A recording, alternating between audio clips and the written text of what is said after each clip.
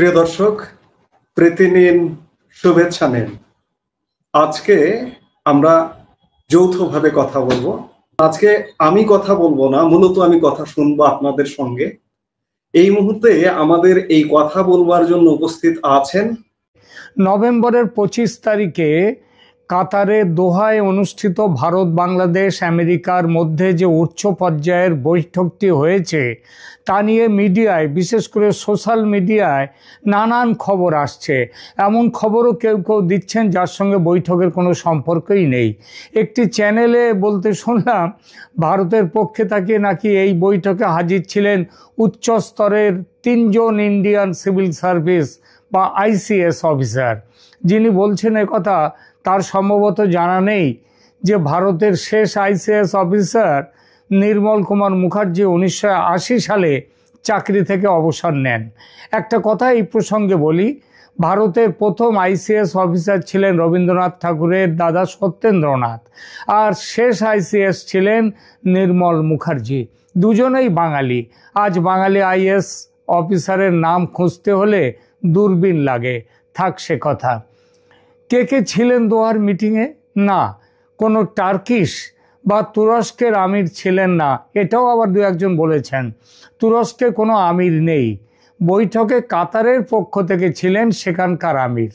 ভারতের পক্ষে থেকে ছিলেন জাতীয় নিরাপত্তা উপদেষ্টা অজিত ডোভাল ও পররাষ্ট্র সচিব বিক্রম মিস্ত্রি। বাংলাদেশের পক্ষ থেকে জাতীয় নিরাপত্তা উপদেষ্টা ছিলেন খলিলুর রহমান, তিনি ওই বৈঠকে। এবং মার্কিন যুক্তরাষ্ট্রের পক্ষ থেকে ছিলেন 3 জন দোহা ভিত্তিক আমেরিকান কর্মকর্তা, আমেরিকার রাষ্ট্রদূতে, যারা রাষ্ট্রদূতের অফিসে হিসেবে যারা কাজ করেন, যারা নিরাপত্তা ও কূটনৈতিক কাজে নিয়োজিত। অন্যান্য উপস্থিতির মধ্যে কে ছিলেন? ছিলেন আবদুল্লাহ বিন মোহাম্মদ আল খুলাইফি, কাতারের সাবেক স্টেট সিকিউরিটি এজেন্সির প্রধান, বর্তমানে কাতারের আমিরের অফিসে প্রধান নির্বাহী, মানে সবথেকে বড় অফিসার। তার পদবি হচ্ছে এখন হেড অফ আমিরি দিওয়ান, এবং সঙ্গে ছিলেন তার 1 জন কিংবা 2 জন সহকারী। নয়াদিল্লির নির্ভরযোগ্য সূত্র থেকে পাওয়া এই বৈঠকের পুরো খুঁটিনাটি আমি অনেক পরিশ্রম করে এখন পেয়েছি। কারণ সরকারিভাবে ভারত, বাংলাদেশ বা আমেরিকা কিংবা কাতারের পক্ষ থেকে কোনো কথা আধিকারিক স্তরে এখনও প্রকাশ হয়নি। তবে আমার মতোই বিভিন্ন নামি দামি, আমি যদিও অনামি, তবুও বিভিন্ন নামি দামি মিডিয়া তারা তাদের নিজস্ব সোর্স লাগিয়ে কিছু খবর বের করেছে। তাদের সঙ্গে আমি আমার পাওয়া খবরটা ক্রস চেক করেছি এবং তার ভিত্তিতেই এই প্রতিবেদন। মনে রাখবেন, এখানে গাল গল্প নেই, কল্পনার আশ্রয় নেই। প্রথমে 2 কথাই বলি এই বৈঠকের প্রেক্ষিত নিয়ে। কেন হলো এই বৈঠক? বৈঠকের প্রেক্ষিত ঠিক হয়েছিল দিল্লিতে কদিন আগে, নভেম্বরের 19-20 তারিখে অজিত ডোভাল এবং খলিলুর রহমানের মধ্যে হওয়া বৈঠকের সময়। সেখানে বাংলাদেশের জঙ্গি ক্রিয়াকলাপ দমনে ভারতের পক্ষ থেকে চূড়ান্ত সতর্কবার্তা দিয়ে দেওয়া হয়। একটা ডেডলাইন পর্যন্ত বেঁধে দেন অজিত ডোভাল যে এই কদিনের মধ্যে বাংলাদেশে জঙ্গি ঘাঁটি ভেঙে দিতে হবে, না দিলে সেগুলো ভাঙার ব্যবস্থা করবে ভারত নিজে। দ্বিতীয় কথা হয়েছিল বাংলাদেশে নির্বাচন নিয়ে এবং সেই নির্বাচনে আওয়ামী লীগের অংশগ্রহণ নিয়ে। ভারত বলে দিয়েছিল আওয়ামী লীগকে নির্বাচনে অংশ নিতে দেয়া না হলে ভারত সে নির্বাচন মানবে না এবং তার জন্যে যা করার ভারত করবে। একেবারে সোজা কথায় স্পষ্টাস্পষ্টি। এই 2 বিষয় ছিল দিল্লি বৈঠকের প্রধান আলোচ্য, তবে অন্যান্য বিষয়ও ছিল। তখনই ঠিক হয় এর ফলো আপ বৈঠক হবে কাতারের দোহায় 25শে নভেম্বর। সেটাই হয়েছে। এবং কাতারের দোহার এবারের বৈঠকের বিশেষত্ব হলো এই বৈঠকে আমেরিকা তার প্রতিনিধি পাঠিয়েছে সরকারিভাবে। দিল্লিতেও তার প্রতিনিধি ছিলেন, সার্জিও গর ছিলেন, কিন্তু সেটা যেন তিনি সরকারিভাবে তিনি আসেননি, তিনি এসেছিলেন যেন দেখবার জন্যে। মধ্যস্থতাকারীর ভূমিকায় এবার কাতার সরকারের প্রতিনিধি, যিনি, তার নাম হচ্ছে আবদুল্লাহ বিন মোবারক আল খুলাইফি। ধুরন্ধর গোয়েন্দা সিআইএর মেডেল পেয়েছিলেন তিনি। বর্তমানে কাতারের আমিরি দিওয়ান, অত্যন্ত গুরুত্বপূর্ণ পদে আছেন। খবরে প্রকাশ, আমেরিকার সঙ্গে ত্রিপক্ষীয় বৈঠকের আগে এই খুলাইফির উপস্থিতিতে ডোভালের সঙ্গে অন্য জায়গায় এক প্রস্থ বৈঠক হয় খলিলুরের আলাদা করে। সেখানেই আলোচনার বিষয় এবং কি সিদ্ধান্ত হবে সেগুলো পাকা হয়ে যায়। পরে সেই অনুযায়ী ত্রিপাক্ষিক বৈঠকে আলোচনা ও সিদ্ধান্তের সিলমোহর পড়ে। গুরুত্বের সঙ্গে আলোচিত হয়েছে যে বিষয়গুলো, সেগুলো হলো বাংলাদেশের আগামী নির্বাচন, সেই নির্বাচনে আওয়ামী লীগের স্থান ও শেখ হাসিনার ভবিষ্যৎ, দক্ষিণ এশিয়ার রাজনৈতিক স্থিতিশীলতা, নিরাপত্তা ও উন্নয়ন, আঞ্চলিক নিরাপত্তা ও সন্ত্রাসবাদ দমনে সহযোগিতা, জ্বালানি, বাণিজ্য, বিনিয়োগ সংক্রান্ত দ্বিপাক্ষিক অংশীদারিত্ব, বাংলাদেশ ভারত সীমান্ত এবং পিপল টু পিপল সংযোগ এবং মানবাধিকার প্রসঙ্গ। বিশেষ করে বাংলাদেশের সংখ্যালঘু জনগোষ্ঠী এবং সাম্প্রতিক রাজনৈতিক অস্থিতিশীলতার পটভূমিতে আইন শৃঙ্খলা ও সুশাসন সংক্রান্ত আলোচনা। বৈঠকের সিদ্ধান্ত এবং কি হলো এবং যৌথ কর্মপদ্ধতি কি ঠিক হলো এটাই যে সন্ত্রাসবাদ প্রতিরোধে তথ্য ও গোয়েন্দা আদান প্রদান বাড়ানোর চুক্তি হয়েছে, যেটা বাংলাদেশ কিন্তু সম্প্রতি বন্ধ করে দিয়েছিল ভারতের সঙ্গে। এটা শেখ হাসিনার সময়ে ভারতের সঙ্গে বাংলাদেশের এই ব্যাপারগুলো ছিল, এই কর্মপদ্ধতি আদান প্রদান। কিন্তু বর্তমানে বাংলাদেশের ইউনূস সরকার ওই আদান প্রদান সব কিছু করছেন পাকিস্তানের সঙ্গে। এছাড়া আঞ্চলিক ও বৈশ্বিক নিরাপত্তা চ্যালেঞ্জে সমন্বিত যে কর্মপ্রয়াস, সেই ব্যাপারটা সেটাও যৌথভাবে করা হবে বলে এখানে সিদ্ধান্ত হয়েছে। বাংলাদেশের অর্থনৈতিক স্থিতিশীলতা এবং গণতান্ত্রিক পদ্ধতি অব্যাহত রাখার উপর জোর দেওয়া হয়েছে। ভারত ও বাংলাদেশের দ্বিপাক্ষিক বিষয়ে আলোচনার পাশাপাশি ভারত, বাংলাদেশ, আমেরিকা এই তিন দেশের ত্রিপাক্ষিক উদ্যোগ এবং মধ্যস্থতাকারীর ভূমিকায় কারণ কাতারের প্রচুর বাংলাদেশি কাতারে কাজ করেন এবং কাতারের অনেক আছে, তাদের সহায়তা আছে বাংলাদেশে, তারা অনেক প্রজেক্ট আছে। এটা হলো আলোচনার সারমর্ম। সবগুলো বিষয় নিয়ে এখানে আলোচনার পরিসর নেই, তাই দুটি মুখ্য বিষয়ের উপরে আলোচনা করব। নির্বাচনে শেখ হাসিনা ও আওয়ামী লীগের ভূমিকা নিয়ে কি সিদ্ধান্ত হলো এবং মৌলবাদ ও জঙ্গিবাদ ঠেকাতে বাংলাদেশ কি করবে বলে কথা দিল এই বৈঠকে। বিশ্বস্ত আন্তর্জাতিক সংবাদ মাধ্যমের খবর বলছি, দ্য হিল এবং ভারত ও বাংলাদেশের বিভিন্ন দৈনিক এই বৈঠকের গুরুত্ব তুলে ধরেছে।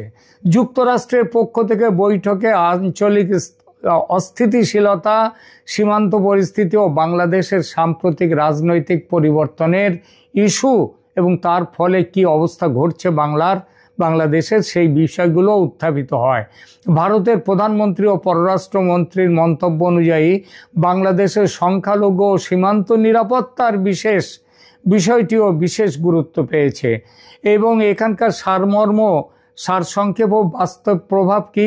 ত্রিপাক্ষিক বৈঠকটিতে ভারত, আমেরিকা কাছাকাছি এলো এবং বাংলাদেশকে ভারত ও আমেরিকা তাদের মধ্যে নিয়ে বাংলাদেশের ভার ভারতের হাতে তুলে দিয়ে দিল এই দোহায়।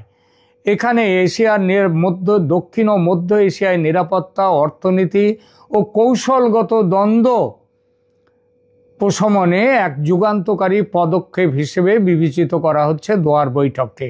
ভারতের নেতৃত্বে এবং যুক্তরাষ্ট্রের সক্রিয় সহযোগিতায় এই ভারত বাংলাদেশ এই বিরাট অঞ্চলে অর্থনীতির গতিশীলতা এবং সন্ত্রাস বিরোধী কৌশলের দিকে এগিয়ে যাওয়া, পাশাপাশি গণতন্ত্রকে ধারাবাহিকভাবে এগিয়ে নিয়ে যাওয়া এবং পিপল টু পিপল কূটনীতিতে গুরুত্ব বৃদ্ধি পেয়েছে। উল্লেখযোগ্য আন্তর্জাতিক কভারেজ এই বৈঠকের ব্যাপারে দিয়েছে Firstpost, Deccan Herald, the Hill ইত্যাদি মিডিয়া। এবং তারা সমস্ত ব্যাপারটাই ইতিবাচক বিশ্লেষণ করেছে। বিশেষ করে তথ্য আদান প্রদান ও আঞ্চলিক নিরাপত্তা সংক্রান্ত যে প্রতিশ্রুতির কথা এখানে সিদ্ধান্তে এসেছে, মানবাধিকারের প্রসঙ্গ, আভ্যন্তরীণ স্থিতিশীলতা নিয়ে যে আলোচনা হয়েছে সেটা এই মিডিয়া রিপোর্টে গুরুত্ব পেয়েছে। এখনো পর্যন্ত কোনো বৈঠক সংক্রান্ত প্রকাশ্য সরকারি পূর্ণাঙ্গ যৌথ বিবৃতি না পাওয়া গেলেও ওপরে বর্ণিত বিষয়গুলো বিশ্বাসযোগ্য, আন্তর্জাতিক ও খুব সাম্প্রতিক প্রিন্ট মিডিয়া, অনলাইন মিডিয়া এবং বিভিন্ন মিডিয়া রিপোর্ট দ্বারা নিশ্চিত হয়েছে। সুতরাং বিশ্বাসযোগ্যতা ও সূত্র যাচাইকরণের দিক থেকে the Hill, Deccan Herald, Firstpost এদের যে অফিসিয়াল রিলিজ সেটা খুব গুরুত্বপূর্ণ। 25শে নভেম্বরের এই বৈঠকের আগে ভারতের পররাষ্ট্রমন্ত্রী জয়শঙ্কর দোহা সফর করেছিলেন 15 থেকে 18 নভেম্বর, গত সপ্তাহে। সেটা ছিল প্রধানত ভারত কাতার দ্বিপাক্ষিক আলোচনার জন্য। তিনি কাতারের প্রধানমন্ত্রী ও পররাষ্ট্রমন্ত্রী শেখ মোহাম্মদ বিন আব্দুর রহমান বিন জাসিম আল থানি এবং কাতারের আমির তামিম বিন হামাদ আল থানির সঙ্গে আলোচনা করেছেন। মনে রাখবেন, কিছুদিন আগে ইউনুস সাহেব গিয়েছিলেন, তিনি কাতারের আমিরের সাথে দেখা করতে চেয়েছিলেন, আমির দেখা করেননি। ইউনুসকে ফিরে আসতে হয় আমিরের মায়ের সাথে দেখা করে।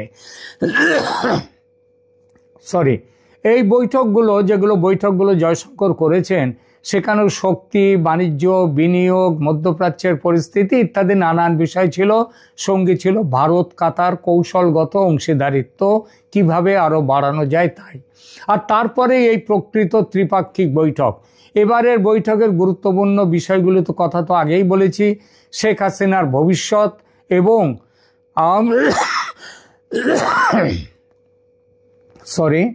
খুব কাশি হয়েছে।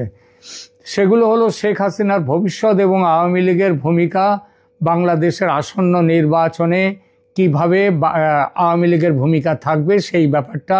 এছাড়া তো রোহিঙ্গা শরণার্থী প্রত্যাবাসন ইত্যাদি নিয়েও আলোচনা হয়েছে। কিন্তু সবথেকে বড় কথা হচ্ছে এই বৈঠকে যে আলোচনা হয়েছে শেখ হাসিনার ওপর থেকে অপরাধ ট্রাইব্যুনালের দেয়া শাস্তি মকুব করা বা প্রত্যাহারের কথা কিন্তু নিশ্চিতভাবেই এই বৈঠকে আলোচনা হয়েছে। ভারতের পক্ষ থেকে শেখ হাসিনার শাস্তি দানের আইনি ন্যায্যতা নিয়ে প্রশ্ন তুলে এই রায়কে অবৈধ ঘোষণা করার দাবি ওঠে। দীর্ঘ আলোচনা হয়, তবে সিদ্ধান্ত হয়নি। এটুকু সিদ্ধান্ত হয়েছে আমেরিকা বাংলাদেশ সরকারকে এই বিষয়ে চাপ দেবে, যাতে শেখ হাসিনা একদম লেভেল প্লেয়িং ফিল্ডে তিনি বাংলাদেশে নির্বাচনে অংশ নিতে পারেন। আর খলিলুর রহমানের পক্ষ থেকে সময় চাওয়া হয়েছে।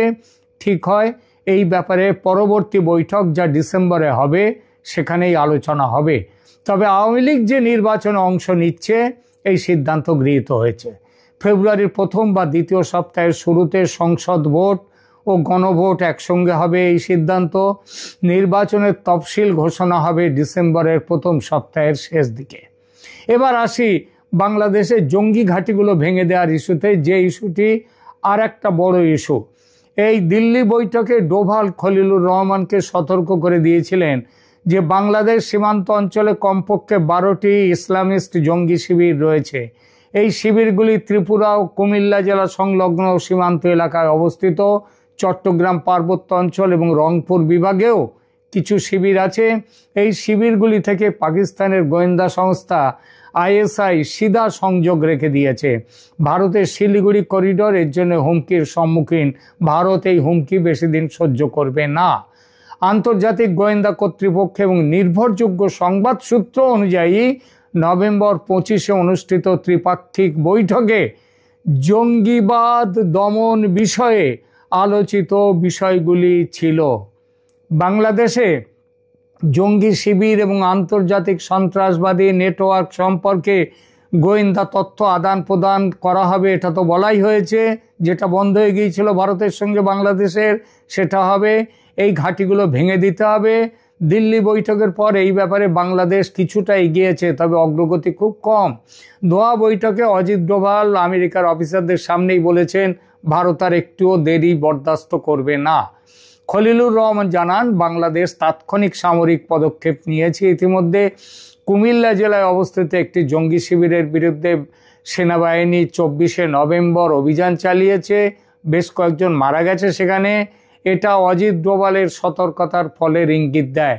বলা হয় বান্দরবান এবং জঙ্গি এবং রাঙামাটিতেও কিছু জঙ্গি ক্যাম্প ভেঙে দেওয়া হয়েছে। খলিলুর রহমান কথা দেন বাকিগুলো ভাঙা হবে খুব তাড়াতাড়ি, তবে ভারতের পক্ষ থেকে একটু ধৈর্য ধরতে অনুরোধ করেন, সার্জিক্যাল স্ট্রাইক না করার অনুরোধও জানান তিনি। জঙ্গিদের বিষয়ে গোয়েন্দা তথ্য আদান প্রদান ব্যবস্থা আগে যেটা আগেই বলেছি, আগে ওটা বন্ধ ছিল শেখ হাসিনার সময়, ইউনূসের সময় এসে বন্ধ হয়ে গেছে। সেটা এখন পাকিস্তানের সাথে শুরু হয়েছে, সেটা পাকিস্তানের সাথে আর থাকবে না, হবে ভারতের সাথে, এই সিদ্ধান্ত হয়েছে। পাকিস্তানের সাথে ওই সম্পর্ক কেটে যাবে। মার্কিন সহায়তায় দোহায় উপস্থিত আমেরিকান কর্মকর্তারা গোয়েন্দা এবং প্রযুক্তিগত সহায়তা, স্যাটেলাইট ইমেজিং, ড্রোন মনিটরিং এবং সাইবার নিরাপত্তা সেবা দেবেন বলে কথা দিয়েছেন ভারতকে এবং বাংলাদেশকেও। বাংলাদেশের অবস্থানটা কি তাহলে? বাংলাদেশের জাতীয় নিরাপত্তা উপদেষ্টা খলিলুর রহমান দোহা বৈঠকে ইসলামী জঙ্গিবাদ ও বিচ্ছিন্নতাবাদ বিরোধে ঢাকার দৃঢ় অবস্থান তুলে ধরেছেন এবং আশ্বাস দিয়েছেন যে বাংলাদেশ ইসলামী সন্ত্রাসবাদ এবং চরমপন্থা প্রতিরোধে সবসময় অঙ্গীকারবদ্ধ, ভবিষ্যতেও থাকবে। যে ভুলচুক হয়েছে সেটা হবে না। বৈশ্বিক সন্ত্রাসবাদ বিরোধী প্রচেষ্টাতেও বাংলাদেশ সক্রিয় অংশগ্রহণ করবে। আমেরিকাকে যে এইভাবে আমেরিকাকে ঘুরিয়ে নেওয়ার পুরো কৃতিত্ব কিন্তু ভারতের। দোহা বৈঠকের যে গুরুত্ব সেটা স্পষ্ট হয়েছে। ভারত বাংলাদেশ সীমান্তে এখন জঙ্গিবাদ এবং সন্ত্রাসবাদের একটা হটস্পট হয়ে উঠেছে, সেটা বন্ধ করতে হবে। পাকিস্তান ও চীনের বাংলাদেশে উপস্থিতি এবার বন্ধ হবে, আমেরিকা তার কথা বলেছে। ভারত, বাংলাদেশ ও মার্কিন যুক্তরাষ্ট্রের ত্রিপাক্ষিক সহযোগিতায় দক্ষিণ এশিয়ায় বিশেষ করে বাংলাদেশের নিরাপত্তা ব্যবস্থা এবং বাংলাদেশের যে অর্থনীতি, তাদের বাণিজ্য, সেগুলো নতুন মাত্রা যোগ করবে।